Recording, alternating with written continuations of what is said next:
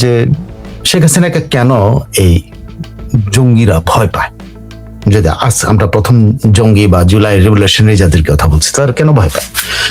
আমি আমার যে বিশ্লেষণ বা আমি নিজের চিন্তা, আমার নিজের থেকে যে চিন্তা করা, নিজের চিন্তা ভাবনার মধ্যে দিয়ে আমি যে জিনিসটা আমার কাছে এসছে সেটা হলো এরা নিজেদেরকে নিয়ে আতঙ্কিত। এরা নিজেদের নিরাপত্তা নিয়ে আতঙ্কিত। এরা যারা যেসব কর্মকাণ্ড করেছে, আমি কতগুলি পয়েন্ট, যেসব কর্মকাণ্ড তারা 2 বছর ধরে করছে বা করেছে, সেটার পাল্টা কোনো সেইরকমই কোনো কিছু পাল্টা তাদের উপর হয় কিনা এই নিয়ে আতঙ্কে আছে। যেটাকে আমি বলেছি যে তারা কিন্তু এখন মবের ভয় করছে। সেটা 2-1 জায়গায় তাদের উপর মব হচ্ছে, হয় নাই যে তা না, কিন্তু সেটার সাথে শেখ হাসিনার দলের লোকদের ইনভলভমেন্ট এখন পর্যন্ত কেউ বলতে পারে নাই। এটা তাদের নিজেদের মধ্যে ঝগড়া, অথবা অন্য কোনো সংগঠন বা অন্য কোনো সংগঠনের সাথে তারা নিজেরা সংঘর্ষে লিপ্ত হয়েছে, সেখানে মার খেয়েছে, এরকম ঘটনা হচ্ছে। কিন্তু এখন পর্যন্ত শেখ হাসিনা বা সাধারণ গ্রামে গঞ্জে তারা যে নির্যাতনগুলো করেছে, মানে আওয়ামী লীগ গ্রুপে যে নির্যাতন করেছে, সেটার কোনো পাল্টা এখন পর্যন্ত কিন্তু দেখা যায়নি। 1-2টা ঘটনা একদম প্রথম দিকেই এলাকাবাসী প্রতিরোধ করেছে, এরকম 2-1টা ঘটনা ছিল, কিন্তু অ্যাজ এ হোল সাংগঠনিকভাবে এখন পর্যন্ত আওয়ামী লীগের কোনো অ্যাকশন রিয়াকশন কিন্তু দেখা যায়নি, আদার দ্যান মিছিল করা। মানে জুলাই জঙ্গিদের সাথে তারা কোনো সংঘর্ষে লিপ্ত হয়েছে বা কিছু হয়েছে, সেটা একটাই মাত্র আপরাইজিং এর উদাহরণ আছে, সেটা হলো গোপালগঞ্জে তারা প্রতিরোধ করেছিল। সেটা গোপালগঞ্জবাসী হিসেবে প্রতিরোধ করেছে, নট আস আওয়ামী লীগ। গোপালগঞ্জবাসী অ্যাজ এ হোল যেভাবে বঙ্গবন্ধুর মাজার উপর হামলা করার জন্য বা ওই গোপালগঞ্জ অলমোস্ট দখল করে নেওয়ার একটা ভাব নিয়েছিল, সেটার বিরুদ্ধে গোপালগঞ্জবাসী একমাত্র এখন পর্যন্ত একটা পাল্টা আপরাইজিং, যেটাকে বলে পাল্টা ব্যবস্থা হিসেবে যেটাকে বলে, এটা নিয়েছিল গোপালগঞ্জবাসী। কিন্তু সারা বাংলাদেশে অন্যান্য জায়গায় আপনি অ্যাজ এ হোল আওয়ামী লীগের কিছু মিটিং ছাড়া আওয়ামী লীগ এখন পর্যন্ত জুলাই বিপ্লবী কথিত জুলাই জঙ্গিদের বিরুদ্ধে কোনো ব্যবস্থা নেয় নাই। তারা মনে করছে তাদের যে কথাবার্তাগুলো আপনি যদি দেখেন, তাদের যে অ্যাংরি রিয়াকশন শেখ হাসিনার ঘোষণা পরে, যেমন নাহিদ ইসলাম তাদের বড় নেতা, সে নাহিদ ইসলাম ঘোষণা দিয়েছে যে শেখ হাসিনাকে এয়ারপোর্ট থেকে ধরে নিয়ে ফাঁসির মঞ্চে উঠাই দেবে। মানে তাদের রিয়াকশনটা এরকম যে তারা মানে একজনকে খুন করবে, তাও শেখ হাসিনাকে আসতে দেবে না। মানে তারা শেখ হাসিনা যদি আসে তারা সরাসরি নিয়ে যে ফাঁসির মধ্যে। এই রিয়াকশনটা কেন? এই রিয়াকশনটা হলো শেখ হাসিনার উপস্থিতি তাদের অস্তিত্বের জন্য হুমকি। শেখ হাসিনার সামান্য কথা তাদের অস্তিত্বের জন্য হুমকি হয়ে দাঁড়িয়েছে, সেখানে তারা শেখ হাসিনা আসলে তারা মনে করছে যে এটা তাদের অস্তিত্বের জন্য হুমকি হয়ে যাবে, এবং তারা মনে করে শেখ হাসিনার বাংলাদেশের উপস্থিতিতে তার যে কর্মী সমর্থকদের যে মনোবল চাঙ্গা হবে, সেই মনোবলের কারণে কর্মী সমর্থকরা পাল্টা প্রতিশোধ নিতে পারে। তবে তারা মনে করে তাদের ফেভারে একটা গভর্নমেন্ট আছে ঠিকই, কিন্তু এই গভর্নমেন্ট তাদের সাথে তারা মনে করে শেষ মুহূর্তে তাদের সাথে থাকবে না, তার সাথে বেইমানি করতে পারে। অনেকগুলো ইনসিডেন্টের মধ্যে এটা, যেমন ধরুন পার্লামেন্টে তারা যেভাবে তারা করতেছে যে তাদের ইচ্ছা অনুযায়ী যে সংবিধান চেঞ্জ করতেই হবে, মানে সোজাসাপটা কথা হলো কোনো আওয়ামী লীগকে তারা কোনোভাবে স্কোপ দিতে স্পেস দিতে রাজি না। এখন আওয়ামী লীগ যখন স্পেস নেয়ার জন্য মাঠে নামবে, দাবি জানানোর জন্য মাঠে নামবে, তখন এই স্পেস কার কাছ থেকে নিতে চাইবে? যারা দিতে চায় না তাদের কাছ থেকে তারা স্পেসটা আদায় করবে। কারা দিতে চায় না অ্যাজ এ হোল পলিটিক্যালি, তাদেরকে সরাসরি যারা স্পেস দিতে চায় না, সেটা হলো এই জুলাই জঙ্গিদের বিভিন্ন সংগঠন। এটা হলো 1 নম্বর কারণ। বিএনপির থেকে সরাসরি আওয়ামী লীগ যখন স্পেস দাবি করবে, তখন আওয়ামী লীগ যখন একদম মাঠে নেমে বলবে যে আমরা রাজনীতি করবো, তখন বিএনপির এলাকা ভেদে বিএনপির লোকেরা কিন্তু সেরকম বিরোধী ভূমিকায় যাবে না। কারণ বিএনপির এলাকা ভেদে বিভিন্ন নেতাকর্মীরা অলরেডি, একজন এমপি অলরেডি বলছে আওয়ামী লীগ আমাদের শত্রু না। কারণ তারা এই আওয়ামী লীগের কাছ থেকে আওয়ামী লীগকে দিবে বলে, তাদেরকে শান্তিতে থাকতে দেবে বলে তারা ভোট নিয়েছে। সো প্রত্যেকটা কনস্টিটিউয়েন্সিতে সিচুয়েশনটা কিন্তু আওয়ামী লীগের লোকেরা কিন্তু বিএনপিকে ভোট দিয়েছে শান্তিতে থাকার জন্য। সো সেই শান্তি বজায় রাখতে হলে বিএনপিকে এখানে একটা মাঝখানে নিউট্রাল ভূমিকায় চলে যেতে হতে পারে। তো সেই নিউট্রাল ভূমিকায় গেলে কারা দুর্বল হচ্ছে, তার মানে এই জুলাই জঙ্গিরা বা যারা নিজেদেরকে রেভলিউশনারি মনে করেন তারা বিএনপির সাপোর্ট পাচ্ছে না, তো সেক্ষেত্রে তারা একা হয়ে যাবে।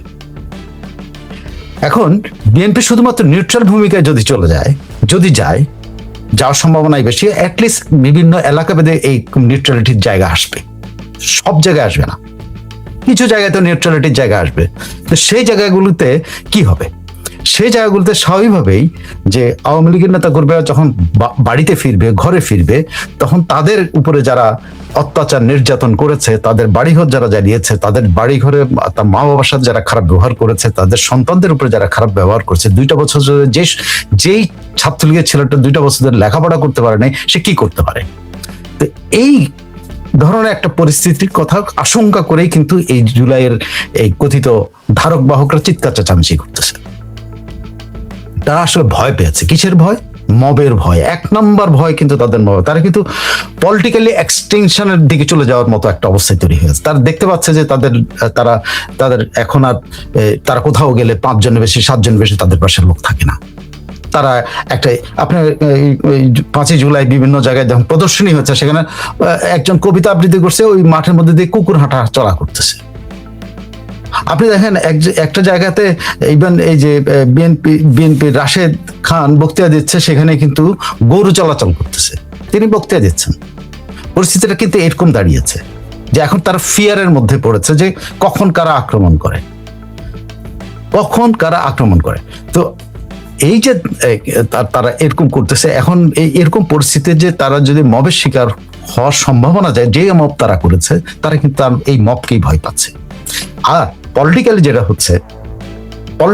হচ্ছে সে পলিটিক্যালি তারা মনেই করতেছে তারা আওয়ামী লীগকে মানে যদি আওয়ামী লীগের উপর নিষেধাজ্ঞা কোনোভাবে উঠে যায়, বা আওয়ামী লীগ যদি কোনোভাবে বিএনপির প্রশ্রয় বা বিএনপি যদি এনসিপি কে নিয়ে আওয়ামী লীগকে প্রতিরোধ করতে না আসে, এনসিপির সাথে বিএনপি যদি জয়েন না করে, তাহলে তারা একা হয়ে যাবে। একা হলে আওয়ামী লীগের জনভিত্তি এতটাই শক্ত, এতটাই বেশি যে তারা জায়গা পাবে না, এলাকা থেকে তারা পালায় যেতে হবে। এটা কিন্তু 1 নাম্বার। আমার কাছে যেটা মনে হয় যে এনসিপির নেতা, আমার মনে হলো যে এনসিপির নেতা 1 নম্বর নেতা এরকম চিৎকার করছে কেন? সে কেন এমন করে চিৎকার করতেছে যে সে নিজে বলতেছে তারা শেখ হাসিনাকে ধরে নিয়ে ফাঁসি দিয়ে দিবে? মানে এত বড় কথা, মানে আপনি এটা তো অন্য কোনো সময় যদি হতো, অন্য কোনো পরিবেশ যদি সত্যি দেশে আইন শৃঙ্খলা, তাহলে এই কথাটার জন্য তো তাকে অ্যারেস্ট করার কথা, যে তুমি একজনকে হত্যার হুমকি দিচ্ছ, সে মৃত্যুদণ্ডপ্রাপ্ত আসামি নাকি সেটা আইন দেখবে, তুমি তাকে হত্যার হুমকি দিতেছ। হত্যার হুমকি দিচ্ছে যখন, তখন কেন? ভয় থেকে। হত্যার হুমকিটা তারা দিচ্ছে ভয় থেকে। তারা যে জিনিসগুলো তাদের বিভিন্ন জায়গা থেকে তাদের আরো অন্যান্যদের রিয়াকশন যদি ধরেন, আসিফ মাহমুদ সজীব জয়ের কালকে একটা বক্তব্য আমি দেখলাম, সে আসিফ মাহমুদ সজীব ভাই বলতেছে শেখ হাসিনা মারা গেছেন, মানে তারা শেখ হাসিনাকে মৃত দেখতে চায়। ভেতরে এরকম অবস্থা। কিন্তু আসিফ মাহমুদ সজীব ভুঁইয়া, যিনি পরাক্রমশালী একজন উপদেষ্টা এবং দুর্নীতির জন্য মানে হাসখোর হিসাবে যিনি পরিচিত হয়েছেন, যিনি ওয়েস্টিনের গ্রাহক হিসেবে যিনি নিজেকে পরিচয় করেছেন, সে আসিফ মাহমুদ সজীব ভুঁইয়া কালকে বলতেছে কক্সবাজার বা কোথাও, যে তাকে তো দেখা যায় না, তিনি তো জীবিত আছেন, এটা তো মনে হতে মারাও যেতে পারেন, মারা গেছেন। মানে ওরা চায় যে শেখ হাসিনা মারা গেছেন। ওদের মস্তিষ্কের মধ্যে কিন্তু এইটা তাদের কামনা। এই কামনাটা কেন? এটি আপনাদের, এই কামনাটা হলো তারা নিজেদেরকে নিরাপদ মনে করছে না, তারা নিজেদেরকে আর মনে করছে না যে, তারা মনে করছে শেখ হাসিনা যদি ফিরে আসে, শেখ হাসিনার যে জনভিত্তি, সেই জনভিত্তিতে তারা উড়ে যাবে। এই জন্য তারা এই ধরনের অস্থির কথাবার্তা বলছে। আপনার আসিফ মাহমুদ সজীব ভুঁইয়া যদি গতকাল কক্সবাজারে খুব সম্ভব হচ্ছে বক্তব্য রাখছে, শেখ হাসিনা সে মৃত দেখতে চায়। যদিও বলতে পারেন যে সালাউদ্দিন সাহেব বলছেন যে শেখ হাসিনা পর্দানশীল হয়ে গেছেন, কিন্তু সেইটাকে সালাউদ্দিন সাহেব যোগ করেছেন, কিন্তু আসিফ মাহমুদ সজীব বলছেন শেখ হাসিনা মারা গেছেন। এবং আপনি কতগুলো মিডিয়াতে এই জিনিসটা আসছে যে শেখ হাসিনা আসলে জীবিত আছেন, শেখ হাসিনা কি জীবিত, তাকে দেখা যায় না কেন? এরকম বহু প্রচার চলতেছে। তাদের যে প্রচার মেশিনারি দিয়ে তারা জঙ্গি উত্থান ঘটিয়ে তোলে, সেই প্রচার মেশিনারি গুলো কিন্তু এই জিনিসগুলো প্রচার করতেছে যে শেখ হাসিনা মারা গেছে। কত ডেঞ্জারাসলি তারা কামনা করতেছে শেখ হাসিনার মৃত্যু। এই দলটা বা এই গোষ্ঠীটা সত্যি ভয় পেয়েছে। এখন আসেন, আমি তাদের ভীতি থেকে তারা মানে এখন যদি আমরা তাত্ত্বিক ভাবে, এটা তো আমি একটা মাঠের কথা বললাম যে মাঠের, কিন্তু তারা যে জিনিসগুলো ফেস করবে বলে আমার মনে হচ্ছে সেগুলো তারা মনে করছে যে তারা যে রিভার্সাল হতে পারে, মানে তারা যেগুলো করেছে সেটা তাদের উপরে পতিত হইতে পারে। তারা যেভাবে অত্যাচার করছে সেটা হতে পারে, তারা যেভাবে মামলাবাজি করছে তাদের বিরুদ্ধে তাই হতে পারে। আপনারা তারা দেখেন জুলাই সহ তারা অগাস্ট 15 পর্যন্ত তাদের ইন্ডেমনিটি দেওয়া হয়েছে। অগাস্ট 15-এর পরের ঘটনাগুলি কি? আপনি শেখ হাসিনার বিভিন্ন জায়গায় বিভিন্ন সময় যে বক্তৃতাগুলো দিচ্ছেন, সেই বক্তৃতাগুলোতে কি বলছেন শেখ হাসিনা? যে তোমরা হিসাব করে রাখো যে তোমাদের উপরে যে অত্যাচারগুলো হয়েছে সেগুলোর জন্য একটু হলেও এফআইআর কি যেন বলে জিডি করে রাখো। অনলাইনে জিডি করা দিয়ে উনি সবাইকে বোঝাচ্ছেন এবং জিডি করতে বলছেন। কেন? এই জিনিসকে মানে অগাস্ট 15 পর্যন্ত আপনি হয়তো ইন্ডেমনিটি পেয়েছেন, কিন্তু অগাস্ট 15-এর পরে যত অত্যাচার, নির্যাতন, খুন, জখম যা হয়েছে এর জন্য তো আপনি ইন্ডেমনিটি নাই। নাহিদ ইসলাম তো এইসব জিনিসটা তিনি এই যে শেখ হাসিনাকে ধরে নিয়ে ফাঁসি দিয়ে দেবেন বলে যে ঘোষণা দিয়েছেন, এটার বিরুদ্ধে তো একটা জিডি হবে, অবশ্যই হবে, কারণ তিনি হত্যার হুমকি দিচ্ছেন। এগুলো তো পার পাবে না। তারা যেটা বলছেন, তারা যেটা আগে দেখছেন যে শেখ হাসিনার রেজিমে ম্যাসাকার হয়েছে, ঠিক আছে, তা শেখ হাসিনার রেজিমের পরে যে ম্যাসাকার গুলি হয়েছে, যে হত্যাকাণ্ডগুলি হয়েছে, সেটার বিচারের মুখোমুখি তারা হতে পারবেন না। ধরুন অগাস্ট 15 পর্যন্ত আপনি মাপ নিয়েছেন, তারপরের গুলোতে মাপ নাই। আর সেখানে এটা বলতে পারেন যে শুধু কি ওরা করেছে? না, ওরা করে নাই, কিন্তু ওদের নেতৃত্বেই জামাত, বিএনপি এই সব জায়গায় অন্যায়, অত্যাচার, জমি দখল, বাড়ি জ্বালানো, পোড়ানো, মা বাবার উপর অত্যাচার করা, স্কুলে যায় মারামারি করা, টিচারদেরকে অত্যাচার করা, মুক্তিযোদ্ধাদের গলায় জুতার মালা দেওয়া এবং বড় বড় সরকারি কর্মকর্তা, অনেক কর্মকর্তা অপমান করা, এগুলো তো তারা করেছে। হয়তো সেখানে বিএনপির কিছু লোক থেকে থাকতে পারে, কিন্তু বিএনপি ওইভাবে ভয় পাচ্ছে না, কারণ বিএনপির লোকেরা ভয় পাচ্ছে না, তারা তো ক্ষমতায় আছে, তাদেরকে প্রোটেক্ট করবে হলো পুলিশ, কিন্তু এদেরকে কে প্রোটেক্ট করবে? No one will protect them, no one is going to protect them.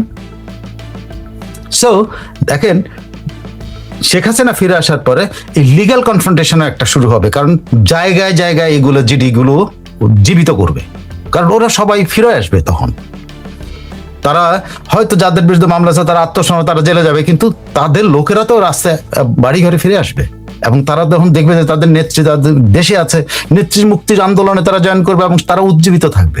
সেই ক্ষেত্রে একাধারে রিটেলিয়েশন মানে প্রতিশোধের নেশায় পেতে পারে আওয়ামী লীগের নেতা কর্মীদের, যেটা শেখ হাসিনা যেহেতু জেলে থাকবেন তিনি নিয়ন্ত্রণ করতে পারবেন কিনা এটা আমার যথেষ্ট আগে থেকে আমি সন্দেহ প্রকাশ করি। দ্বিতীয়ত হলো দেখবেন যে মামলার পর মামলা শুরু হয়ে যাবে, শুধুমাত্র হত্যার হুমকি দেওয়া, হত্যা করা, আগুন দিয়ে বাড়ি পোড়ায় দেওয়া, মাকে মারা, বাপকে মারা, এই সব জিনিসগুলো কিন্তু আসবে। আর পুলিশ এই জায়গাটা বাধা দেবে না বলে আমার একটা ধারণা, কারণ পুলিশও কিন্তু ওই সময়টায় নিউট্রাল ভূমিকা চলে যেতে পারে, কারণ তারা দেখবে যে আওয়ামী লীগ পুলিশ হত্যাকাণ্ডের বিচারের দাবি জানাচ্ছে আর এরা পুলিশ হত্যাকাণ্ডের সাথে জড়িত, তখন পুলিশের ভূমিকাও কিন্তু নিউট্রালিটির দিকে চলে যাওয়ার সম্ভাবনা আছে। এটা কিন্তু তারাও আশঙ্কা করে, এবং বিএনপির ভিতরেও এই আশঙ্কাটা আছে যে একটা পর্যায়ে এসে কিন্তু পুলিশকে একচেটিয়া ভাবে আওয়ামী লীগের বিরুদ্ধে করা যাবে না। আরো কতগুলি বিষয় আছে, এমনকি বলা হচ্ছে যে এদেরকে প্রোটেক্ট করার জন্য যে সিভিল অ্যাডমিনিস্ট্রেশনটা কাজ করেছিল সেই সিভিল অ্যাডমিনিস্ট্রেশনটাও কিন্তু ইনঅ্যাক্টিভ হয়ে যেতে পারে।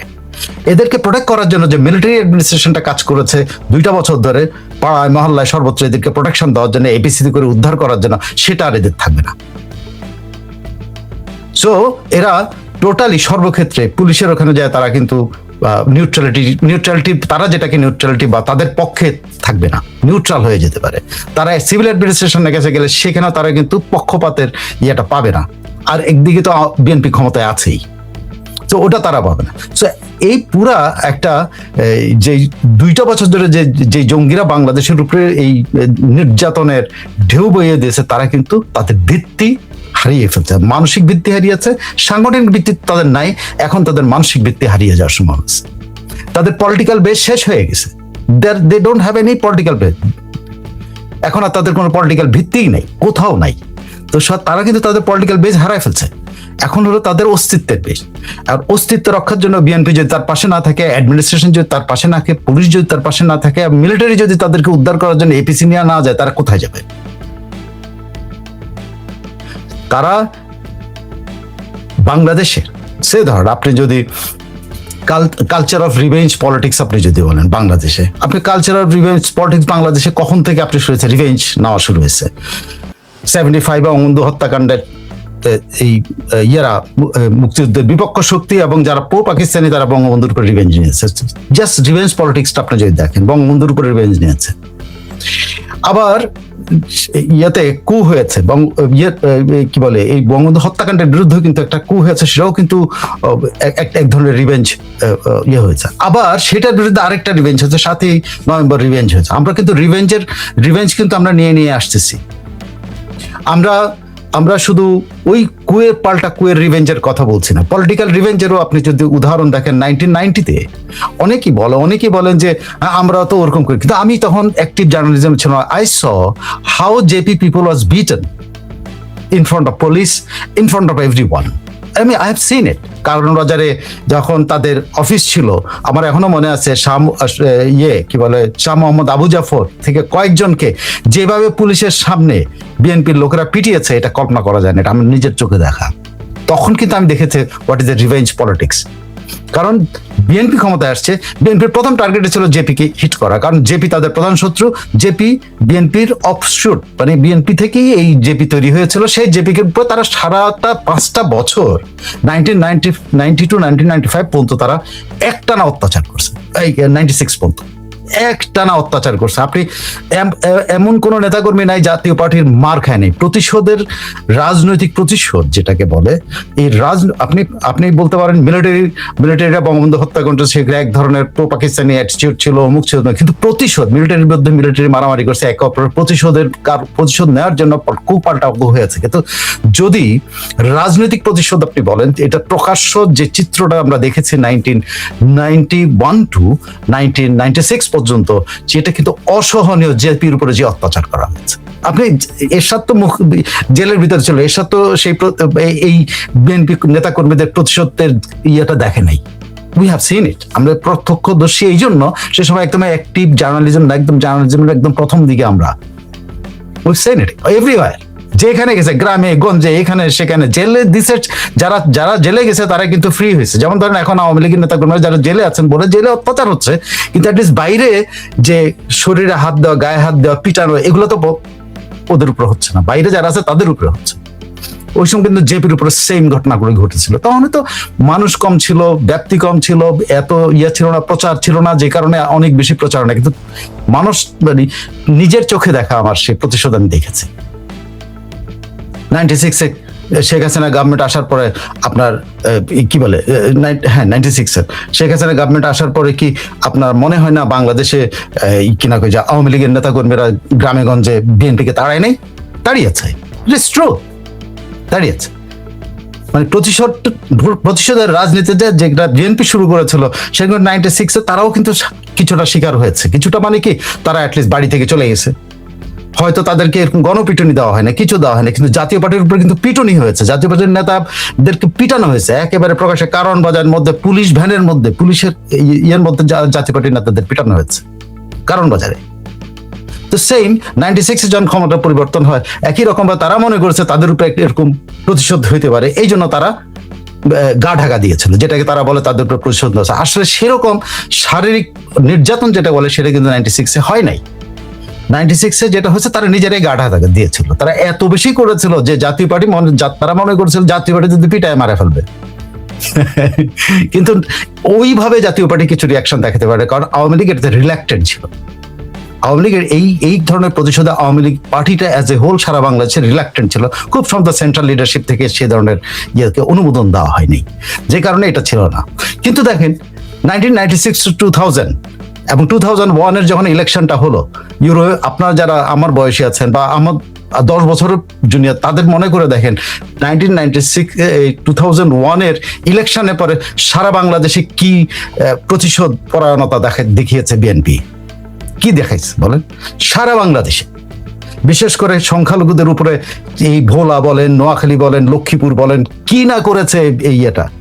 আপনি সেই সময় বহু রেপ কেসের আপনার বহু আলোচনা হয়েছে, বহু, আমি তাদের নাম উচ্চারণ করা, তাদেরকে এই বয়সে এসে তাদের আমি ছোট করতে চাই না, আমি নামগুলি পর্যন্ত বলতে পারবো যে কাদের উপর অত্যাচার করেছিল। কিন্তু এই প্রতিশোধ আবার 2001-এ এসে তারা আবার প্রতিশোধ পড়ানো, যেটা তারা 1991-এ করেছে, আবার 2001-এ এসে কিন্তু তারা একই রকম প্রতিশোধ পরায়ণতা তারা দেখিয়েছে এবং সারা বাংলাদেশে তারা নির্যাতন করেছে। তারপরে পরিবেশ পরিস্থিতি তো ডিফারেন্ট, পুরা 5টা বছর আওয়ামী লীগ তাদের সাথে ফাইট করছে, মাঠে ফাইট করতে করতে আবার যখন আওয়ামী লীগ যখন ক্ষমতায় আসলো, আওয়ামী লীগ কি সেই প্রতিশোধ নিয়েছিল? আওয়ামী লীগ প্রতিশোধ নিয়েছে শারীরিকভাবে না, আওয়ামী লীগের প্রতিশোধটা ডিফারেন্ট। তারা বিএনপি লিডারশিপকে এমন স্কুইজ করেছে যে তাদের দরজা জানলা বন্ধ করে দেবে। তারা খালেদা জিয়ার বিরুদ্ধে মামলাটা, মানে তারা ওই প্রশাসনিক লাইন, মামলার লাইন, এই লাইনে তারা গিয়েছিল, কিন্তু তারা শারীরিক নির্যাতনের লাইনে যায় নাই, যেটা বারবার বিএনপি করেছে। এবার এসে আবার কি হলো, সেই আওয়ামী লীগের উপর আবার কিন্তু এই শারীরিক নির্যাতনের আবার বিএনপি তার অতীত ধারা 1990 থেকে যেটা শুরু করেছে, এবার এই জঙ্গিদের সাথে গিয়ে তারা জঙ্গিদের সাথে মিলে তারা কিন্তু আওয়ামী লীগের উপরে নির্যাতন চালিয়েছে সারা বাংলাদেশে। কেউ এখন বলতে পারবে না শুধুমাত্র যে এই জঙ্গিরা নির্যাতন চালিয়েছে, এখন কিন্তু এটা এখন প্রুভড যে জঙ্গিদের সাথে সব জায়গাতে অ্যাটলিস্ট এই বিএনপির নেতাকর্মীরা ছিল। জমি দখল, বাড়ি দখল, বাড়িতে আগুন দেওয়া, ব্যবসা দখল, সবকিছুতে বিএনপি নেতারা এই জঙ্গিদের সাথে ছিল। সো বিএনপি তার অতীত যে চরিত্রটা, সে চরিত্রের মধ্যে দিয়ে কিন্তু মানে এইবারও প্রমাণ করেছে। আমার অনেক বন্ধু হয়তো আমার রাগ হবে এই কথার বলার জন্য, বাট দিস ইজ অতীত ইতিহাসটা ঘাটার। আওয়ামী লীগ কিন্তু এরকম শারীরিক নির্যাতন, আওয়ামী লীগ প্রশাসনিক নির্যাতন করে, যেটাকে মির্জা ফখরুল ইসলাম আলমগীর বলেন তাদেরকে এত হাজার মামলা দেওয়া হয়েছে, এত লাখ লোকের, তারা বলে, কিন্তু তারা এটা বলতে পারবে না যে তাদেরকে শারীরিকভাবে কিছু করছে, এটা বলে না, এটা কিন্তু তারা বলে না। একটা দুইটা ঘটনা, সেটা হলো পুলিশ, যেমন ধরেন জয়নুল আবদিন ফারুককে পুলিশ পিটিয়েছে, সেখানেও কিন্তু জয়নুল আবদিন ফারুকের কিন্তু দায় দায়িত্ব আছে। সেই দিনের ভিডিওগুলো কিন্তু আমাদের কাছে আছে যে জয়নুল আবদিন ফারুক ওই পুলিশ অফিসারটাকে কি ভাষায় গালি দিয়েছিলেন। সেই পুলিশ অফিসারটা তার পার্সোনাল রিয়াকশনে যায় এই ঘটনাটা ঘটিয়ে ফেলছে। সেটা কিন্তু অ্যাজ এ হোল আওয়ামী লীগের কোনো কিছু ছিল না, এটা হলো প্রশাসনিক বা পুলিশের একটা এই রিয়াকশন ছিল। তবে হ্যাঁ, বিচ্ছিন্ন ঘটনা যে কোথাও ঘটে না, এটা কি আওয়ামী লীগকে আপনি ধোয়া তুলসী পাতা মনে করেন? না, মোটেও না, আওয়ামী লীগ মোটেও ধোয়া তুলসী পাতা না। তাদেরও লোকজন কিন্তু বিচ্ছিন্নভাবে এই ধরনের ঘটনা ঘটিয়েছে, ঘটনায় জানে, কিন্তু যেটা ম্যাসিভ স্কেলে বিএনপি ঘটিয়েছে সেটা কিন্তু ঘটনা। আর এবার ঘটলো হলো জঙ্গিরা সারা বাংলাদেশে যেটা করছে, সেখানে বিএনপি নিজেকে ইনভলভ করে ফেলছে। তারপরেও নির্বাচনের মধ্য দিয়ে যখন বিএনপি আওয়ামী লীগের বিভিন্ন ভোট নিয়েছে, তখন বিএনপি কিন্তু আওয়ামী লীগের নিরাপত্তার জন্য রেসপন্সিবল হয়েছে কিছু, অ্যাটলিস্ট বিভিন্ন কনস্টিটিউয়েন্সিতে।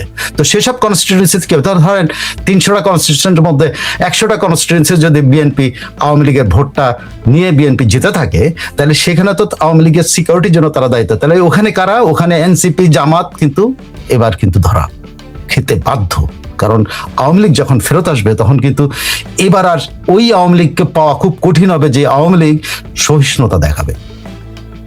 ক্ষমতায় আসার পর সহিষ্ণুতা দেখানোর যে আওয়ামী লীগ, সেই আওয়ামী লীগ আপনি এবার পাবেন না। এবার ক্ষমতায় আসা লাগবে না, তারা শুধু তাদের এক্সিস্টেন্স প্রকাশ করার সুযোগ পেলে কিন্তু আওয়ামী লীগ কারো কথা শুনবে না। তার নেত্রীর কথা তো শোনার সুযোগ, কারণ নেতৃত্ব জেলে থাকবে। তারপর সেই নেত্রীকে আপনার কোনো এইসব ঘটনার জন্য সেই নেত্রী দায়ী করতে পারবে না, কারণ উনি তো জেলে থাকবেন, যতদিন পর্যন্ত উনি ক্লিয়ার না হন জেলে থাকবেন। সো ওনাকে কিন্তু দায়ী করতে পারবেন না। সো এখানে আওয়ামী লীগের নেতা কর্মীরা একটা এক ধরনের অ্যাডভান্টেজে থাকবেন, যে অ্যাডভান্টেজে যে ফিয়ার অফ রিভেঞ্জ, প্রতিশোধের যে পরায়ণতা, প্রতিশোধের যে ইয়েটা, এটা কিন্তু এবার কন্ট্রোল করা খুব টাফ হবে। এবং নতুন একটা প্রজন্ম, যে প্রজন্মটা এর আগ পর্যন্ত শোনে নাই যে আওয়ামী লীগ এই ধরনের নির্যাতনগুলো, আওয়ামী লীগ করছে, প্রশাসনিক মামলা দিছে, এই দিছে সে, কিন্তু তারা পাশের বাড়ির বিএনপির নেতাকে পিটাইছে, এটা ঘটনা নাই। কিন্তু এবার পাশের বাড়ির বিএনপি নেতা কিন্তু আওয়ামী লীগ নেতাকে পিটিয়েছে, পাশের বাড়ির বিএনপি নেতা কিন্তু আওয়ামী লীগের উপর নির্যাতনে পার্টিসিপেট করেছে। So things will be different this time. যদি বিএনপি নিউট্রাল হয়ে আওয়ামী লীগের সাথে সমঝোতার সম্পর্কে চলে যায়, তাহলে আপনি মনে করতেন জামাত এবং এনসিপি বাংলাদেশের কোথাও কিন্তু নিরাপদ না। তাদের তাদের তাদের শারীরিক নিরাপত্তা কিন্তু কেউ দিবে, কারণ এখানে পুলিশ নিরপেক্ষ হয়ে যাওয়ার সম্ভাবনা আছে, অ্যাডমিনিস্ট্রেশন নিরপেক্ষ হয়ে যাওয়ার সম্ভাবনা আছে, এখানে মিলিটারি অ্যাডমিনিস্ট্রেশন নিরপেক্ষ হয়ে যাওয়ার সম্ভাবনা আছে। আপনি পুলিশ অ্যাডমিনিস্ট্রেশন নিরপেক্ষ হওয়ার চাইতে পুলিশ অ্যাডমিনিস্ট্রেশন মোর লাইকলি তারাও বিচার চাইতে পারে, তারাও বলতে পারে তোমরা আমাদের উপরে বিচার করছো, তারাও কিন্তু তখন উদ্যোগী ভূমিকা নিতে পারে যে মামলা আসলে মামলাগুলো নেওয়া, পুলিশ এটা হতে পারে। আপনার আনসার, সারা বাংলাদেশে আনসার ভিডিপির উপরে এই এরা যে নির্যাতন করেছে, আনসার কিন্তু তখন পক্ষে মানে এদের পক্ষে তো থাকবেই না, নিউট্রালও থাকে কিনা সন্দেহ আছে। মিলিটারি অ্যাডমিনিস্ট্রেশন বাধ্য হয়ে নিউট্রালিটির দিকে চলে যেতে পারে, এদেরকে রক্ষা করতে এপিসি নিয়ে দৌড়াবে না। সো ভাই, আমার একটা আশঙ্কা, সামনে কিন্তু মবের একটা বড় রাজত্বের একটা বড় সম্ভাবনা আছে, পাল্টা মব হওয়ার একটা বড় সম্ভাবনা দেখা দিছে। এই সম্ভাবনা থেকে কিভাবে বেরিয়ে আসতে হবে সেটা এখন বিএনপির হাতেই কিন্তু একটা এখন আসেন যে সরকার এবং বিএনপির কেন এই শেখ হাসিনাকে নিয়ে এত ভীতি। এইখানেই সরকার এবং বিএনপির সবচেয়ে বড় ভীতি যে যদি আওয়ামী লীগের নেতাকর্মীরা এদের উপরে যদি প্রতিশোধ নেওয়া শুরু করে, তখন বিএনপি কোন দিকে যাবে? বিএনপির এখন একুলো যায় ওকুলো যায় অবস্থা কিন্তু। কারণ কি, সরকারে বিএনপি এবং মাঠে বিএনপি। সরকারের বিএনপি বেকায়দা এই জন্য যে তারা দুটো ধরনের আন্দোলনের সম্ভাবনা কিন্তু এখন দেখা দিবে। এক, আওয়ামী লীগের আন্দোলন, তাদের পুনঃপ্রতিষ্ঠার আন্দোলন, তাদের সমাজে আন্দোলন হতে পারে, তাদের রাজনৈতিক পুনঃপ্রতিষ্ঠার আন্দোলন হতে পারে, তাদের কিন্তু আরেকটা পক্ষ কিন্তু মাঠে আসবে, কারণ যারা মার খাবে তারাও কিন্তু মাথা চাড়া দেবে। যেমন ধরেন এই এনসিপির যে এনসিপি বা অন্যান্য জামাতও তো একটা শক্তি হয়ে দাঁড়িয়েছে, তো তারাও তো দাঁড়াইছে, বিভিন্ন জায়গাতে এমপিতে হয়েছে, তো তারাও কিন্তু মানে মরিয়া হবে। আওয়ামী লীগ এবং জামাত এনসিপি যখন মুখোমুখি হবে, তখন বিএনপি কি করবে? একটা হলো অ্যান্টি জামাত এবং অ্যান্টি এনসিপি একটা মুভমেন্ট, মৌলবাদ বিরোধী মুভমেন্ট। আরেকটা হলো মৌলবাদীরা আওয়ামী লীগের উপরে একটা নিয়ন্ত্রণ প্রতিষ্ঠা করার জন্য চেষ্টা চালাবে। তখন কি করবেন? তখন বিএনপি করবে। এই দুই ধরনের আন্দোলন কিন্তু এটাকে যে মুভমেন্ট বলেন, এক পক্ষ তার প্রতিষ্ঠা, তার নিজের পরিচয়, নিজের শক্তি প্রতিষ্ঠার জন্য, জনভিত্তি প্রমাণ করার জন্য এক পক্ষ কিন্তু মাঠে থাকবে, সেটা আওয়ামী লীগ। আরেক পক্ষ কিন্তু যান বাঁচানোর জন্য মাঠে থাকবে আওয়ামী লীগ। তারা জানে যে এইবার যদি তারা পরাজিত হয়, সারা জীবনের জন্য পরাজিত হবে, তারাও মরিয়া হয়ে থাকবে। বিএনপি কিন্তু এখন ফাটাবাসের মধ্যে পড়েছে, কোন পক্ষে যাবে? মাঝখানে সে নিউট্রাল ভূমিকা পালন করলে কি হবে সেটা তারা জানে না এখন পর্যন্ত, যতক্ষণ না পর্যন্ত আওয়ামী লীগ মাঠে সর্বশক্তি দিয়ে মাঠে আসে। আর আওয়ামী লীগ সর্বশক্তি দিয়ে মাঠে আসে, এনসিপি আদৌ থাকবে কিনা এটা জামাত জানে না। জামাত আবার দেখেন এই এনসিপির ঘাড়ে চেপে কিন্তু তাদেরকে এনসিপির চেহারাগুলো ব্যবহার করে আওয়ামী লীগকে ঘায়েল করার চেষ্টা করতেছে। কারণটা কি? তারাও কিন্তু এখন ভীতি, কারণ তাদের এক্সিস্টেন্স এখন কিন্তু, যদি এবার আওয়ামী লীগ ফেরত আসে, এই জামাতের এক্সিস্টেন্স মাস্ট রিসিড করবে, নিচের দিকে নামবে, পানি স্রোত নিচের দিকে চলে যাবে, এটা আর সামনের দিকে যাবে না। সো বিএনপিও কিন্তু অ্যাজ পার্টি নিউট্রাল ভূমিকায় যাবে কি যাবে না এটা নিয়ে একটা, কোন দিকে যাবে এটা নিয়ে তারা অনিশ্চিত। সরকারের ইয়েটা হলো যে পার্টিকে তারা কোন দিকে নিবে, পার্টিকে তারা কতটা সাপোর্ট দিতে পারবে, নিজেদেরকে নিউট্রাল রাখা, এবং সরকার একটা আন্দোলন থেকে দূরে সরে থাকতে পারে। কারণ এই ধরনের আন্দোলন যখন কনফ্লিক্টিং আন্দোলন, মানে কনফ্লিক্ট হওয়ার মতো একটা আন্দোলন হবে, এটা কিন্তু একদিকে রিভেঞ্জ পলিটিক্স, আরেকদিকে হলো কনফ্রন্টেশন। কে আসলে এক্সিস্ট করবে? মৌলবাদী শক্তি এক্সিস্ট করবে, না বাংলাদেশে শক্তি এক্সিস্ট করবে, স্বাধীনতার পক্ষের শক্তি এক্সিস্ট করবে?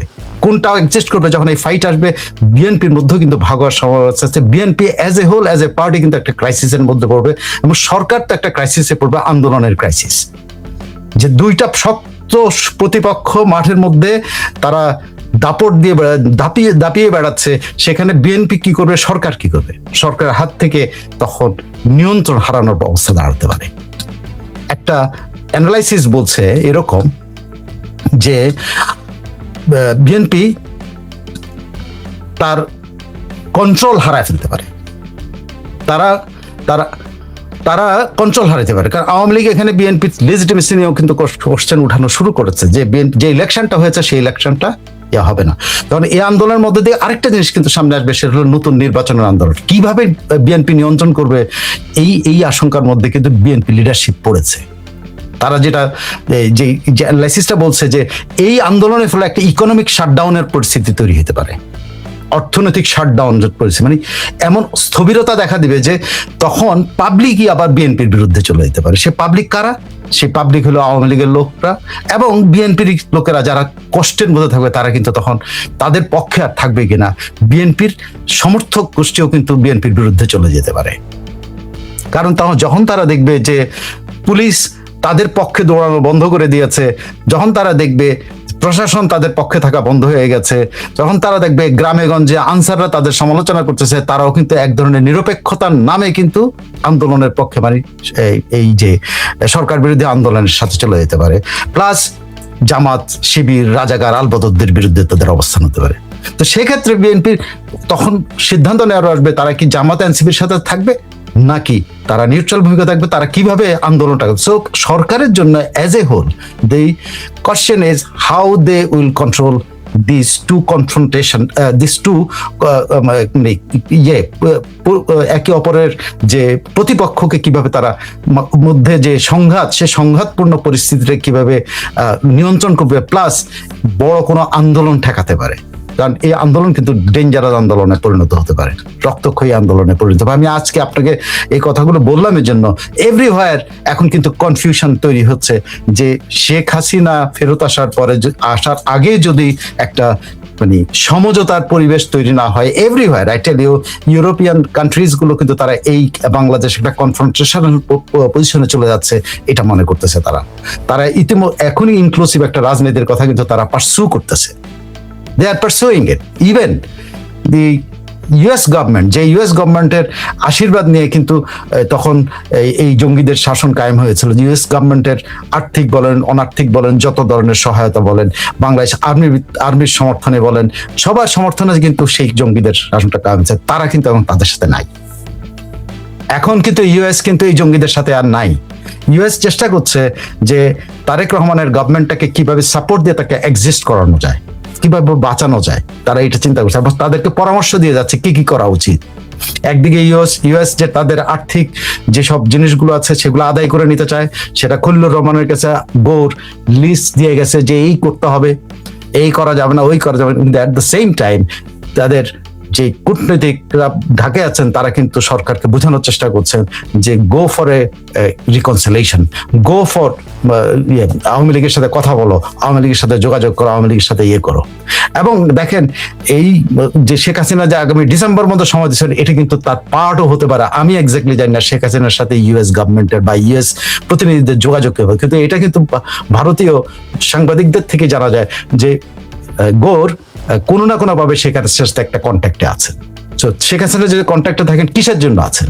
নিশ্চয়ই একটা সমঝোতার জন্য আছেন, যে সমঝোতাটা ওনার আওয়ামী লীগ এবং বিএনপির মধ্যে করে দিতে চান। কারণ তারাও কিন্তু দেখছে বাংলাদেশের এক্সিস্টেন্সের জন্য জামাত একটা বাজে শক্তি, তারাও দেখছে যে এই সোকর জুলাই এরাও একটা বাজে শক্তি, কারণ এরা বাংলাদেশের এক্সিস্টেন্স নিয়ে তারা কোশ্চেন করে। সো তারা কিন্তু তাদের সাথে নাই, তারা বিএনপিকেও বোঝানোর চেষ্টা করছে, at the same time Awami লীগকে আমার ধারণা কোনো না কোনো কন্ট্যাক্টে তারা বোঝানোর চেষ্টা করছে যে একটা ইয়াতে আসো। যে কারণে ভাই শেখ হাসিনা ডিসেম্বর ঘোষণা দেন কেন? জাস্ট আপনারা চিন্তা করে দেখেন, শেখ হাসিনা যদি কনফিডেন্সে থাকে যে উনি দেশে আসবেন এবং তাহলে why not tomorrow? Just think of it, why not tomorrow? Because she wants to give them time, তাদেরকে সময় দিতে চাচ্ছেন যে এই সময়ের মধ্যে আসো কথা বলি। তিনি কিন্তু একটি শব্দ কিন্তু এইবারের প্রেস কনফারেন্সে, এই প্রেস মিটে কিন্তু বলেছেন রিকনসিলেশন। এটা আগে কখনো বলেননি, প্রথমবার হতে রিকনসিলেশন শব্দটা ওয়েস্টার্নারদের কথা। এই রিকনসিলেশন কিন্তু রেইনবো পলিটিক্সের কথা কিন্তু তারেক রহমানের মুখ দিয়ে বাইর করছে বিদেশিরা, মানে পশ্চিমারা, যে রেইনবো পলিটিক্সে যাবে। রেইনবো পলিটিক্সটা কি? যেটা সাউথ আফ্রিকা ফলো করেছিল রিকনসিলেশনের পলিটিক্স। সেই রিকনসিলেশন শব্দটা শেখ হাসিনা প্রথমবার উচ্চারণ করেছে। তারেক রহমান অনেক আগে করেছেন। অনেকে বলে তারেক রহমান তার এই নীতি থেকে সরে গেছেন, কিন্তু at the end of the day তিনি যদি আসলে আমেরিকার সমর্থন পুরোটা এনজয় করে, পুরোটা 5 বছর সময় যে টার্মটা আছে, এটা যদি উনি এনজয় করতে চান, he must play according to their prescription, because তাদের প্রেসক্রিপশনে উনি কিন্তু এখানে আছেন। সবাই এখন জানে যে তারেক রহমানের সাথে সম্পত্তি নিয়েই কিন্তু ইউনূস যুক্তরাষ্ট্রের সাথে এই চুক্তিটা করেছে, সবাই এখন জানে এটা। এবং তারেক রহমানের গভর্নমেন্টের অনেকেই কিন্তু প্রকারান্তে এখন এটার পক্ষে কথা বলেন, এটা ছাড়া আর উপায় ছিল না। হ্যাঁ, অনেকে বলেন নির্বাচিত সরকার এসে এটা আরো বিবেচনা করে করা উচিত ছিল, কিন্তু তারা কিন্তু এটার বিরুদ্ধে না। এটা কিন্তু তারা কেউ বলে নাই, এখন পর্যন্ত কেউ বলে নাই যে এটা তারা এটার বিরুদ্ধে, এই চুক্তির বিরুদ্ধে, এটা তারা বলে না। তার মানে তারা আলোচনা করে এটাকে ঠিক করতে পারতো, তার মানে তারা এটার পক্ষে। সো আমেরিকান ইনফ্লুয়েন্স এবং ইউরোপিয়ান ইনফ্লুয়েন্স মিলে তারেক রহমান যদি মানে রিকনসিলিয়েশনের পথে না হাঁটেন আওয়ামী লীগের সাথে, ইট উইল বি মানে devastating situation in Bangladesh after December. Sheikh Hasina সময় দিয়েছেন, আমি অনেক আগে থেকে বলি it is our movement time. উনি এই একটা মুভমেন্টকে মোমেন্টামে নেওয়ার জন্য উনি এই সময়টা নিয়েছেন। শুধুমাত্র উনি এমনি এমনি বলেন নাই যে উনি আসার জন্য প্রথম বলছেন আমি আসবো, আবার বলছেন আমি সময় জানাবো কবে থেকে আসবো, ডিসেম্বরের মধ্যে আসবো। তারপরে উনি কিন্তু ঘোষণা দেন উনি ডিসেম্বরে আসবেন। তার মানে উনি কিন্তু ডেডলাইন ঠিক করে দিয়েছেন সরকারের কাছে যে এই সময়ের মধ্যে তুমি আমার সাথে সমঝোতায় আসো। সমঝোতা আমার পার্টিকে ব্যান দেবে, একমাত্র তার উদ্দেশ্য তার পার্টি ব্যান উইথড্র করা এবং সাধারণ মানুষের উপর নির্যাতনটা বন্ধ করা, এটা তার একমাত্র উদ্দেশ্য। যে কারণে উনি এই যে August, September, October, November, December, এই 5টা মাস উনি কিন্তু সরকারকে সময় দিয়েছেন। এই সরকার, এবং আপনি ধরেই নিতে পারেন এই যে স্বরাষ্ট্রমন্ত্রীদের শেখ হাসিনা করে তারা জব করতেছে, যে এই জবটা বেসিক্যালি কিছু না, শেখ হাসিনার কথাটা মুখে থাকা এবং শেখ হাসিনাকে মনে করা এবং শেখ হাসিনার সাথে যোগাযোগ করার একটা চেষ্টা তারা করতেছে। নিশ্চয়ই সেই চেষ্টায় কোনো না কোনো শক্তি, কোনো না কোনো পশ্চিমা শক্তি এটা হেল্প করতেছে। তা না হলে কিন্তু ওনারা এরকম করে করতে হচ্ছে। একদিকে শেখ হাসিনার বক্তব্য প্রচারে তাদের খুব আপত্তি, একদিকে একদিকে ভারতের সাথে সম্পর্ক নষ্ট হয়ে যাচ্ছে, এগুলো বলতেছে। এটার মানে হলো they are discussing with each আদার।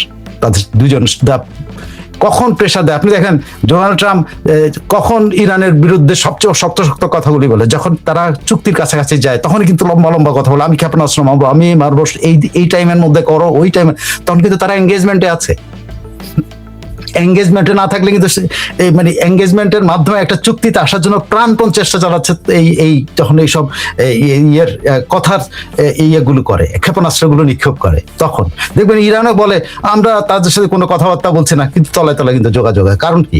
কারণ হলো তারা প্রকাশ্যে বলতেছে আমরা কোনো কিছুর সাথে নাই, কিন্তু তারা তলায় তলায় কিন্তু এঙ্গেজমেন্ট আছে।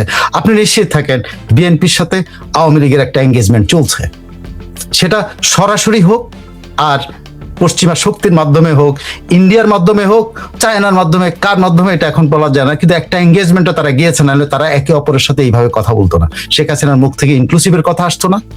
একই সঙ্গে এই যে শেখ হাসিনাময় এই সরকারি দল খালি বক বক করতো না। একটা এঙ্গেজমেন্ট, একটা আশঙ্কা থেকে যে যদি কনফ্রন্টেশন আসে তাহলে আমরা কিন্তু 5 বছর থাকতে পারবো না, আমরা কিন্তু 5 বছর থাকতে পারবো না। আমাদেরও কিন্তু লোকজন যে অত্যাচারগুলি করছে এগুলো যেন আবার পুনরাবৃত্তি না হয়, এটা থেকে আমাদের বাঁচতে হবে। So they are in engagement. আমি আপনাদের এটা হয়তো কোনো এক সময় প্রকাশ হবে, কোনো না কোনো সময় প্রকাশ হবে যে বিএনপি এবং আওয়ামী লীগ আলোচনা করছে। হবে, এটাই স্বাভাবিক। তারা সীমিত থাকবে, এটাই স্বাভাবিক। তো ওনারা এই এদিক ওদিক করতে গিয়ে সবসময় মনে রাখবেন অপরাধী তার কিছু সাক্ষী রেখে যায়। তো যে কারণে তারা শেখ মুজিবুর রহমান সাহেবকে স্বীকার করুন বা না করুন, 71কে স্বীকার করুন বা না করুন, এই জিনিসগুলো আসে একদম, তারা তো মানে চরম ভাবে চোখ বন্ধ করে থাকতে পারে না। তো ওইখান থেকে ওই ক্লুটা যে রেখে গেল, ওই ক্লু থেকেই কিন্তু তাদের ওইখানে অনেক কিছুই মানে প্রশ্ন করলে উত্তর দিতে তারা বাউন্ড, বা এড়িয়ে গেলেও কারো দৃষ্টিগোচর হবে না। সেই জায়গায় তারা এই ধরনের কাজ করবে স্বাধীনতাকে নিয়ে। স্বাধীনতায় তাদের কোন রুল ছিল নেগেটিভটা তো তারা বলতে পারছে না, এই জন্য তারা তাদের কোনো রুলই বলে নাই। এটা যখন আমি আপনি আরেকজন যখন একই কথা বলি আঙ্গুল তুলে, তখন তারা চুপ করে থাকে। এবং তারা তো এটা বলতে পারে না যে আমরা স্বাধীনতার পক্ষে ছিলাম। তারা কেউ বলে যে আমার বাবা মুক্তিযুদ্ধ করেছে এই প্রজন্মের, বা আমার দাদা করেছে, এইসব বলে, কিন্তু এগুলা যে ভুলভাল ব্যাখ্যা এটা তো সবাই আমরা জানি। তো সেই জন্য এখানে অবাক হওয়ার কিছু নাই। তারা ওই সময়টাকে তারা মিউচুয়াল করতে পারে না বলে তারা কিন্তু আপনার গণরায়ে, জুলাই সনদ বলে আপনার সংবিধানটাকে ছুঁড়ে ফেলতে চায়, বাতিল করতে চায়। কারণ ওই সংবিধান থাকলে ওই সংবিধান তাদের অস্তিত্বকে জানান দেয় তো সেই কারণে তারা ওই অস্তিত্বকে বাদ দিয়ে শুধু জুলাইকে উত্থাপিত করে তারা একটা আইন কানুন দেশ রাষ্ট্র চালাতে চায়। সেইখানে এটা আপনিও জানেন, আমিও জানি যে ৭১ বাদ দিয়ে তো কিছুই হওয়া সম্ভব না। এটা তারাও জানে, তারাও যে জানে না তা না, কিন্তু তারা যেহেতু তাদের ভূমিকা নাই, তাদের ভূমিকা ছিল নেগেটিভ ভূমিকা, গৌণ থাকলেও কোনো সমস্যা হতো না, না থাকলেও কোনো সমস্যা হতো না, কিন্তু নেগেটিভ ভূমিকা তাদের, এই কারণটার জন্যই আজকে এই এত তারা যুদ্ধের ভয় দেখায়, তারা দেশ কলাপসের ভয় দেখায়, তারা গণরায়কে না মেনে নিলে অনেক অনেক কিছু হবে, অনেক দূর পর্যন্ত যেতে হবে, এইসব ভয় দেখায়। তো এটা আমাদেরকে বুঝে নিয়ে আমাদের অত্যন্ত সচেতন থাকতে হবে এই জাতিগোষ্ঠীকে, এবং সচেতন থেকে তাদের প্রতিবাদ করে আমাদের অস্তিত্বটাকে টিকিয়ে রাখতে হবে। ৭১ ছাড়া যেমন দেশ না, ঠিক ৭১-এর পরে আরো যা যা হয়েছে, ৭১-এর আগে আরো যা যা হয়েছে, সবই কিন্তু অন্তর্ভুক্ত থাকবে। সেখানে ৯০ও থাকবে, সেখানে ২৪ও থাকবে, সেখানে জুলাইও থাকবে, সেখানে ডিসেম্বরও থাকবে, সবকিছুই থাকবে। আমরা কোনো কিছু বাদ দিতে চাই না, কিন্তু তারা কিছু কিছু জায়গায় খুব এম্বারাস ফিল করে, খুব তারা মানে লজ্জা ফিল করে বলেই এই কাজগুলো তারা করে। আর বঙ্গবন্ধুকে রাখা কিন্তু সাথে জিয়াউর রহমানকে অস্বীকার করা, এটা আপনার কি মনে হয়, এটা কি কৌশল তাদের? সেটা তারা একদিকে ওটা করতে গিয়ে এদিকে হয়তো বা তারা ভুলেই গেছে, অথবা তারা সুকৌশলে আরেকটা আপনার ওই যে তারা যে একটা দাঙ্গা বাঁধাবে, দাঙ্গা বাঁধানোর একটা রাস্তাকে তারা ক্লুটা রেখে গেল, এটাও হতে পারে। তো তাদের কি বলা না বলাতে শহীদ প্রেসিডেন্ট জিয়াউর রহমানের স্বাধীনতার ঘোষণাও যেমন বন্ধ হয়ে যাবে না, এটাও যেমন শেষ করা যাবে না, তার যুদ্ধ, তার অবদান এই রাষ্ট্রের জন্য, তার রাষ্ট্র পরিচালনায় যে অবদান এই রাষ্ট্রের জন্য, এগুলো কোনো কিছুকেই ছোট করে দেখার কোনো অবস্থা নাই। আমি শুধু এটুকু বলবো, যারা শহীদ জিয়াউর রহমানকে ছোট করতে চায় তারা প্রকারান্তরে নিজেকেই ছোট করে, এই জাতিকে ছোট করে, এই দেশটাকে ছোট করে। অবশ্যই তারা এই দেশটাকে এখন পর্যন্ত ধারণ করতে পারে নাই, তারা দখল করতে চায়, ধারণ করতে চায় না। ধারণ করতে চাইলে আমাদের কোনো দুঃখ থাকতো না। যদি তারা সত্যিকার ধারণ করতো, তাহলে তারা তাদের এক্সকিউজের পাশাপাশি এটাই আমি বলতে চাচ্ছি যে যারা শহীদ প্রেসিডেন্ট জিয়াউর রহমানকে ছোট করতে চায়, প্রকারান্তরে তারা জাতিকে ছোট করে, দেশকে ছোট করে এবং নিজেকেই ছোট করে। এটাই আমার পরশুর আগের দিন, মানে ২ দিন আগে জামাতের আমি বলেছেন যে প্রয়োজন হলে আমরা এখন সরকার পতনের আন্দোলনের নামবো, আপনারা দেশ চালাইতে না পারলে চলে যান, আমরা জুলাই সনদের অধীনে এই দেশ পরিচালনা করবো। ৬ মাস হয়নি এখন সরকারের, কয়েকদিন বাকি আছে। এই সময়ে সরকার পতনের আন্দোলন বিরোধী দলের আবার তো আমরা শুনি যে একটা সমঝোতার সংসদও চলে, বিষয়টা আসলে কি, মানে এর মধ্যে থেকে কি আরো কিছু? আসলে তাদের কার্যকলাপ, আপনি প্রথম থেকে তাদের এই জামাতি ইসলামীর কার্যকলাপ, তারা যা বলে তা করে না, আর যা করে তা বলে না, এবং তারা সব সময়ের জন্য ডাবল স্ট্যান্ডার্ড মেনটেন করে। মানুষ হয়তো কিছু সময়ের জন্য মেঠো বক্তৃতা এক ধরনের মেনটেন করে, তারা সবকিছুতে, তারা সামনাসামনি দেখা হলে মনে হয় তাদের মতো ভালো আর কেউ নাই, তাদের মতো ভালো চাওয়ার মতো মানুষ আর কেউ নাই। তারা সংসদে একরকম কথা বলে, আমরা সব সময় আপনাদের পাশে আছি, থাকবো, যাতে এই সংসদ ভালোভাবে চলে আমরা দেখবো। আবার ঠিক ওই মুহূর্তে বাইরে যারা থাকে তারা বলে এই করবে সেই করবে, তারা সরকার চালাতে দিবে না, দেশ চালাতে দিবে না। এই কথাগুলোতে আসলে মানে এতদিনের নষ্ট হয়ে যাওয়া গণতন্ত্রটা যখন একটা লাইনে আসছিল, একটা পথে আসছিল, তখন যদি এই ধরনের কথা বলে, তারা এই দেশের কতটুকু গণতন্ত্র চায়, তারা এই দেশটা ভালো থাকুক কতটুকু চায়, এটা নিয়ে আমাদের সন্দেহ আছে, এবং আমরা মনে করি সাধারণ জনগণেরও সন্দেহ আছে। এই প্রসঙ্গে সবশেষ ইস্যু যেটা আমার, সেটা হলো যে প্রধানমন্ত্রী তারেক রহমান তিনি হেফাজতে ইসলামের আমিরের সঙ্গে দেখা করতে হাটাজারি যাচ্ছেন, আজকে অলরেডি থাকার কথা সেখানে। সোশ্যাল মিডিয়ায় এবং কোথাও কোথাও এই আলাপও আছে যে জামাত ইসলামীকে মোকাবেলার জন্য সরকার হেফাজতকে কাছে টানতে চায়, আসলে কি ব্যাপারটা এরকম? দেখেন, জামাত ইসলামীকে মোকাবেলার জন্য হেফাজতকে কাছে টানতে চায়, এটা মনে হয় ঠিক না। তারেক রহমান সাহেব বলেছিলেন, আপনার মনে আছে, যে ইলেকশনের পরে পরেই যারা আমাকে ভোট দিয়েছেন, যারা আমাকে ভোট দেন নাই এবং যারা ভোট দিতেও যান নাই, আমি সবার প্রধানমন্ত্রী, আমি সবার জন্য কাজ করব।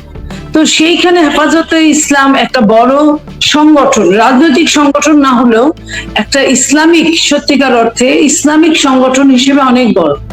তাদের সারা বাংলাদেশ ব্যাপী বিভিন্ন ভাবে কওমি মাদ্রাসাগুলো আছে, হ্যাঁ, যেখানে মানে মেইনলি শিক্ষায় শিক্ষিত করে, চেষ্টা করে গরিবের বাচ্চাদেরকে। তো তারা তো আসলে মানে জামাত ইসলামের মতো না। জামাত ইসলাম যেমন ইসলাম নাম দিয়ে অনইসলামিক কাজগুলো করে কখনো কখনো। তারা বেহেশত দোজখের টিকিট বিক্রি করে, তাদের সঙ্গে গেলে বেহেশতে যাওয়া যাবে বলে। এগুলো তো ইসলাম কখনোই বলে নাই। ইসলাম কখনোই বলে নাই আপনি অনেক ভালো লোক, আমি অনেক ভালো লোক, কিন্তু আমি সত্যিকার অর্থে বেহেশতে যেতে পারবো কিনা, আমি কোনো মনের অজান্তে বা জানতে কোনো অপরাধ করেছি যে অপরাধ ক্ষমার অযোগ্য কিনা, সেটা আমি হয়তো জানি, হয়তো জানি না, যেটা সৃষ্টিকর্তা জানেন। তো সেইটা আমার বেহেশত দুজকটা ডিপেন্ড করে সৃষ্টিকর্তার উপর। কিন্তু তারা এটা বুঝায় তাদের সঙ্গে চললে, যেটা ইসলামে একদমই নিষেধ, তাদের সাথে চললে বেহেশতে যাওয়া যাবে, এই কথাটা তারা অহরহ বলে। তারা বেহেশতের দুজকের টিকিট সেল করে, এই কথাগুলো বলে, ভোট দিলেই বেহেশতে যাওয়া যাবে, তাদেরকে ভোট দিলেই। তো এইটা কিন্তু হেফাজত করে না। হেফাজত এরকম ভুলভাল ব্যাখ্যা দেয় না, যে কারণে আমরা মনে করি যে ইসলাম বলতে যদি কিছু বোঝায়, যে ইসলামিক সংগঠন, দল না, ইসলামিক ভাবে তারা ঐক্যবদ্ধ, আমরা হেফাজতকে বুঝি। তো এত বড় একজন রাষ্ট্রপ্রধানের কি কাজ, যেখানে বড় কোনো কিছু তাদেরকে দেখভাল করা, ছোট যারা তাদেরকে দেখভাল করে বড়র সাথে মিলিয়ে দেওয়া, অথবা রাষ্ট্র তাদেরকে আলাদা তদারকি করা, এই কাজগুলোই তো রাষ্ট্রপ্রধানের প্রাথমিক দায়িত্ব। তো উনি প্রাথমিক দায়িত্ব পালন করতে গেছেন, আর কিছুই না। উনি ভিন্ন প্রসঙ্গে যাই, সেটা হলো আমি গতকাল থেকে দেখছি বাংলাদেশের নিউজ পেপার, আমি যদি নাম ধরে বলি, প্রথম আলো, আজকে দেখলাম যুগান্তর, গতকালকে বাংলা ট্রিবিউন, তারপরে মানবজমিন, সবাই নিউজ করছে যে শেখ হাসিনা 5ই আগস্টের যে বক্তব্য দিল্লি থেকে প্রেস কনফারেন্স, সেটার সূত্র ধরে নিউজ হচ্ছে যে বাংলাদেশ ভারত কি শেখ হাসিনা কেন্দ্রিক নতুন কোন টানাপোড়েনে পড়লো কিনা, ঢাকা দিল্লির মধ্যে নতুন কোন টানাপোড়েন তৈরি করলো কিনা। আপনার কি মনে হয় ইস্যুটাতে, ইউনূস আমলে আপনি জানেন যে দিল্লির সাথে আমাদের সম্পর্ক খুব খারাপ ছিল, এখন নির্বাচিত সরকারের সময় সেও কি কোনো টানাপোড়েনের ইঙ্গিত, যেটা পত্রপত্রিকা, মেইনস্ট্রিম পত্রপত্রিকা বিশ্লেষণ করছেন? আমার কাছে এটার সঙ্গে টানাপোড়েনের কোনো সম্পর্ক মনে হয় না, এই কারণে যে রাজনীতি একটা অন্যরকম জিনিস এবং কূটনীতি একটা অন্যরকম জিনিস, যদিও রিলেটেড রাজনীতি এবং কূটনীতি। আমি এটাকে, সৈনিক চালটাকে আমি কখনোই মন্ত্রী বা রাজার চাল মনে করি না, যে এতে রাজা কুপকাত হয়ে যাবে। গুটি আপনার যতগুলো থাকা সবগুলোই ঠিক আছে, কোনোটাই খোয়া যায় নাই। সো সৈনিকের মতো চালাচালি হবে, এটাই স্বাভাবিক। আমি একটু বুঝতে চাই মনে হয়, যেমন এরা দিল্লি তো পরিষ্কার করে দিয়েছে, আমার আনুষ্ঠানিক ভাবে পরিষ্কার করে দিয়েছে যে তারা নিজেরা শেখ হাসিনাকে ফেরত দিবে, বাংলাদেশ সরকার যেভাবে প্রত্যার্পণ চায় সেভাবে দিবে না। শেখ হাসিনা এর আগে বিভিন্ন ইন্টারভিউতে বলেছেন তিনি আসতে চান, এবার নিজ মুখে বললেন যে তিনি আসবেন এবং ডিসেম্বরের মধ্যে আসবেন। আপনি কি মনে করেন যে তিনি আসলে সত্যিকার আসবেন বাংলাদেশে? আমি আপাতত এটা মনে করি না, কারণ আমি শেখ হাসিনাকে এত বোকা মনে করি না। আপনার খেয়াল করেন, যখন 75-এ তার বাবার বা পরিবারের দুর্ঘটনা ঘটলো, উনি প্রায় 6 বছর দেশান্তরী ছিলেন। তারপরে উনি কিন্তু চ্যালেঞ্জ দিয়ে আসেন নাই, উনি আসার ইচ্ছা প্রকাশ করেছেন, এবং সেই সময় শহীদ প্রেসিডেন্ট জিয়াউর রহমানের শাসনামল ছিল। উনি, শহীদ প্রেসিডেন্ট জিয়াউর রহমান উনাকে বহুদলীয় গণতন্ত্রের একজন প্রবক্তা হিসেবে গণতন্ত্রটা প্রাতিষ্ঠানিক রূপ লাভ করুক বলে উনাকে আসার জন্য ওয়েলকাম করেছিলেন, বলেই উনি আসতে পেরেছিলেন। তো আজকে যেটা, সেই দিন কিন্তু ওনার কোনো এলিগেশন ছিল না, ওনার